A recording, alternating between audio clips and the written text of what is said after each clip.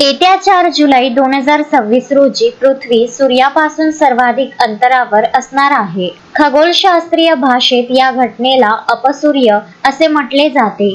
4 जुलै रोजी पृथ्वी आणि सूर्य यांच्यातील अंतर सुमारे 152 दशलक्ष किलोमीटर इतके असेल. पृथ्वीची सूर्याभोवती फिरण्याची कक्षा ही लंबवर्तुळाकार असल्याने दरवर्षी ही स्थिती उद्भवते.